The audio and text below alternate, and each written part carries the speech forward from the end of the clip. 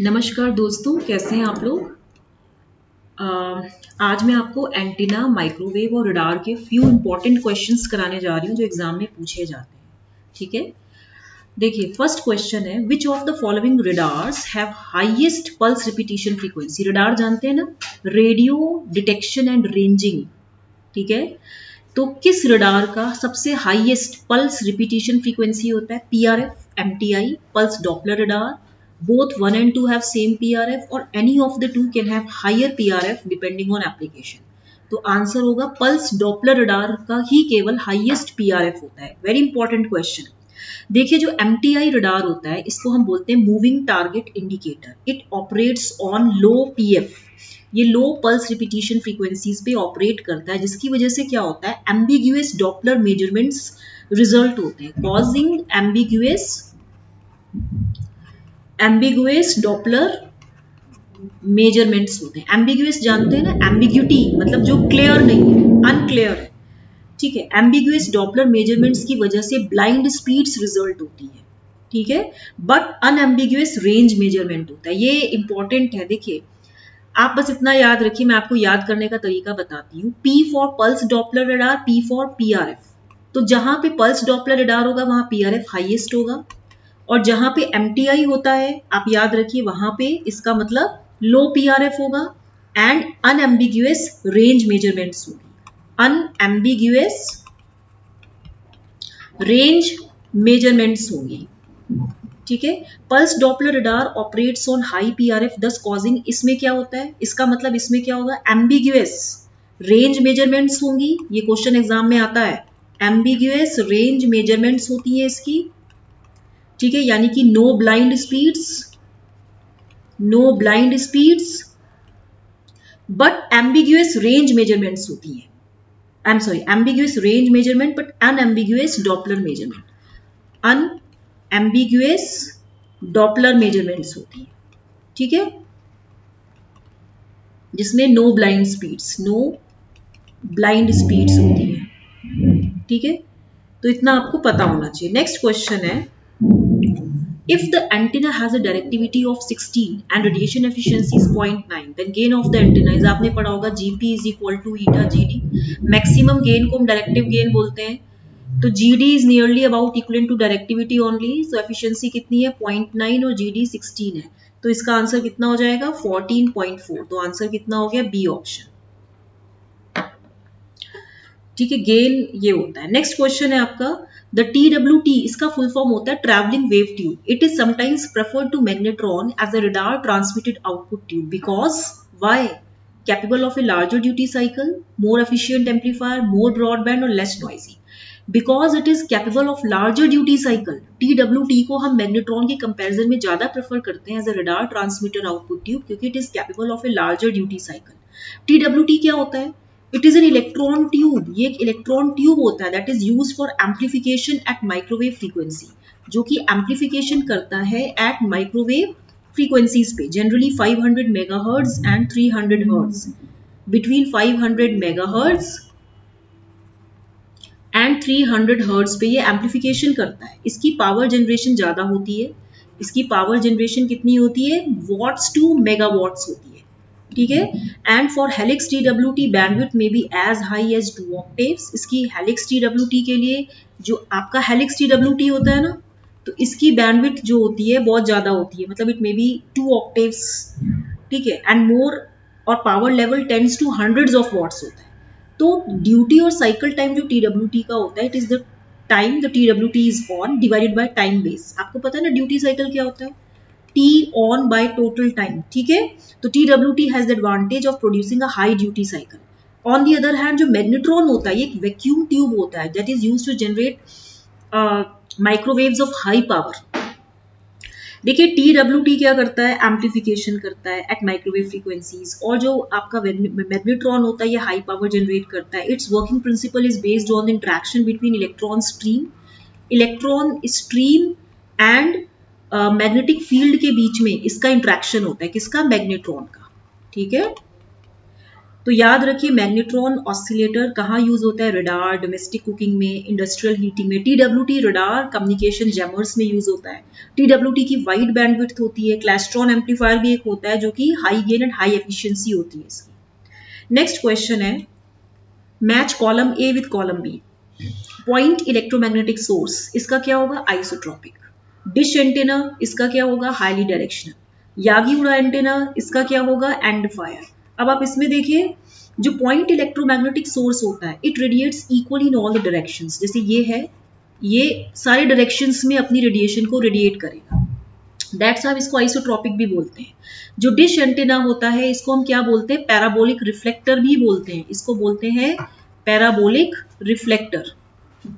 ठीक है, ये एक अपर्चर एंटेना होता है। जो डिश एंटेना होता है, ये क्या होता है, ये एक अपर्चर एंटेना होता है। एंड इसका जो होता है high gain and narrow beam width होती है। मैं यहाँ लिख भी देती हूँ, जो डिश एंटेना होता है इसका हाई गेन होता है एंड नैरो बीम विड्थ होती है। It has a narrow beam width. Okay, ठीक है, which implies highly directional antenna, which implies highly directional antenna, जो कि बहुत ही हाईली डायरेक्शनल एंटेना रेडिएट करता है। ठीक है, यागी उड़ा एंटेना क्या होता है, ये भी एक डायरेक्शनल एंटेना होता है। इट इज, देखिए डिश एंटेना को हम पैराबोलिक रिफ्लेक्ट, डिश एंटेना आपके घर के ऊपर जो एंटेना होता है, पता है ना, वो डिश एंटेना होता है। तो कोई पूछे आपसे तो व्हाट इज डिश एंटेना, घर में आपका कहते हैं ना केबल आएगा, डिश एंटेना वर्क नहीं कर रहा, बारिश हो रही है, तो ये पैराबोलिक रिफ्लेक्टर होता है। इसको हम अपर्चर एंटेना भी कहते हैं। इसका high gain narrow beam width होता है। ठीक है, और यागी उड़ा एंटेना जो होता है, ये भी डायरेक्शनल एंटेना होता है। It is also a directional antenna. ठीक है, and it consists of multiple parallel half wave dipole elements. It consists of multiple parallel half wave dipole elements का ये बना होता है। हाफ वेव डाइपोल एलिमेंट्स का बना होता है। ठीक है, इसका जो डायरेक्शन ऑफ मैक्सिमम रेडिएशन होता है, it is along the axis of dipole array, which is called and fire radiation pattern. इसका एंड फायर रेडिएशन पैटर्न होता है। सॉरी, हाँ, कैसा होता है इसका, एंड फायर, कहां पर है ये, हाँ, एंड फायर रेडिएशन पैटर्न होता है। डायरेक्शन ऑफ मैक्सिमम रेडिएशन इसका कहां होता है, along the axis of dipole array. ठीक है, तो ये आपको पता चल गया। नेक्स्ट क्वेश्चन है आपका, the target cross section is changing, the best system for accurate tracking. देखिए मैंने इसरो का एग्जाम दिया है, DRDO का दिया है, मैंने काफी सारे कॉम्पिटिटिव एग्जाम्स दिए। क्वेश्चंस उस टाइम पे एक्चुअली मैंने बोला ना, मेरी अप्रोच सही नहीं थी, क्योंकि मैं 2005 की पास आउट हूँ। तो आप सोचिए, उस समय मुझे बुक्स के बारे में इतना पता नहीं था, मुझे ये नहीं पता था कि यूट्यूब पे इतने अच्छे पढ़ाया जाता है। ठीक है, तो अदरवाइज मेरा वो निकल जाता, लेकिन ये था कि मैंने पढ़ाई कभी छोड़ी नहीं। तो कीप ऑन रीडिंग। देखिए मुझे पढ़ाने लिखाने का बहुत शौक है, मुझे पढ़ने का बहुत शौक है। मेरे सब्सक्राइबर्स बढ़े या ना बढ़े, मैं अपना यूट्यूब पे ये चैनल कंटिन्यूड रखूंगी और आपको नया नया कंटेंट देती रहूंगी। आई विल बी हैप्पी कि मेरी पढ़ाई से मेरे स्टूडेंट्स का भला हो। ठीक है, the target cross section is changing. तो best system for accurate tracking क्या होती है, मोनोपल्स होती है। कॉनिकल स्कैनिंग भी नहीं होती, सिक्वेंशियल लोबिंग भी नहीं होती, लोब स्विचिंग भी नहीं होती। मोनोपल्स एक ऐसा सिस्टम है जो कि एक्यूरेट ट्रैकिंग प्रोवाइड करता है। इन मोनोपल्स एंटेना क्या होता है, simultaneously two or more lobes of antenna, simultaneously two or more lobes of antenna, two or more lobes जो होते हैं एंटेना के, they are used to track a target, are used to track or target, ये target को ट्रैक करने के काम आते हैं। They are used to track a target. Target जानते हैं ना, किसी निशाने को बिल्कुल ट्रैक करना, उसे लोकेट करना, किसी चीज को। Hence it gives better tracking than other method। इसमें एंटेना के दो या दो से ज्यादा लोब्स एक साथ यूज होते हैं in order to track a target। तो ये एक रडार सिस्टम है जो कि एडिशनल इनकोडिंग भी यूज करता है रेडियो सिग्नल की, to provide accurate directional information. ठीक है, तो याद आपको ये होना चाहिए। तो ये एक्यूरेट ट्रैकिंग मोनोपल्स प्रोवाइड करता है। नेक्स्ट क्वेश्चन है, विच of the following statements is not true. A high PRF pulse Doppler radar has no ambiguities in Doppler frequency। एकदम ट्रू स्टेटमेंट है, ये मैंने आपको भी पढ़ाया था। A high PRF pulse Doppler radar has no range ambiguities। देखिए high PRF में क्या होगा, नो एम्बिग्यूटी इन डॉपलर फ्रीक्वेंसी, मतलब अनएम्बिग्यूअस इसमें क्या होगा, डॉपलर फ्रीक्वेंसी रेंजेस होंगी, लेकिन इसमें रेंज एम्बिग्यूटी होती है, इसीलिए ये इनकरेक्ट स्टेटमेंट है. A high PRF pulse Doppler radar provides an accurate measurement of target's radial velocity. True है. An MTI radar has many Doppler ambiguities. ये भी ट्रू है. ठीक है, तो इसमें जो गलत है वो क्या है, वो क्या है आपका सेकंड. ठीक है, इतना आपको याद होना चाहिए. देखिए, मूविंग टारगेट इंडिकेटर का मतलब ही होता है in order to detect the movable target, it receives only the echo signal due to that movable target. For this purpose इसको डॉपलर इफेक्ट यूज करना पड़ता है, याद रखेंगे. देखिए, MTI क्या होता है, moving target indicator. So it is used for detecting the movable target. कोई भी टारगेट मूव कर रहा है उसे वो जल्दी से डिटेक्ट कर लेता है, पता लगा लेता है. ठीक है, for detecting the movable target. ठीक है, it receives only the echo signal due to that movable target. For this purpose it uses the principle of Doppler effect. Doppler effect ये यूज करता है. अकॉर्डिंग टू डॉपलर इफेक्ट क्या होता है, जो frequency of received signal है it will increase if the target is moving towards the direction of radar. If target is moving towards direction of radar. ठीक है, and similarly the frequency of received signal will decrease if the target is moving away from the radar. So due to receiving moving target echoes, MTA radar has many Doppler ambiguities. ठीक है, it can't neglect stationary objects echoes. Next question है, a Cassegrain antenna uses a main paraboloidal reflector and a relatively small hyperboloidal subreflector with a small horn feed at the vertex of main paraboloidal reflector. Reason क्या दे रहे हैं, because the optical technique developed by William Cassegrain was used in telescope design to obtain large magnification with a physically short telescope. तो ये दोनों आप, ये true statements हैं, रीजन भी ट्रू है but it is not the correct explanation. तो इसका आंसर होगा सेकंड. देखिए, कासीग्रेन में आपको पता है it is a type of feed that is given to reflector antenna. ये क्या होता है, Cassegrain it is a type of feed that is given to reflector antenna. ये रिफ्लेक्टर एंटेना में दिया जाता है. एंड इन दिस टाइप जो फीड होता है it is located at the vertex of paraboloid. देखिए, मैं आपको डायग्राम बना के दिखा देती हूँ. जैसे ये होता है ना, यहाँ पे आपका, ये आपका फीड है. ठीक है, यहाँ पे आपने फीड दिया है. ये आपका क्या है, पैराबोलिक रिफ्लेक्टर है, पैराबोलिक रिफ्लेक्टर है. और यहाँ पे ये, और जो ये आपका ये है, ये, ठीक है, यहाँ पे इस तरीके से आप कह सकते हैं ये हाइपरपोलाइड, ये क्या है, हाइपरबोलाइडल, हाइपरबोलाइडल कॉन्केव मिरर है, कॉन्केव रिफ्लेक्टर है ये. ठीक है, तो यहां से फिर ये रेज पैरेलल हो जाती है ऐसे.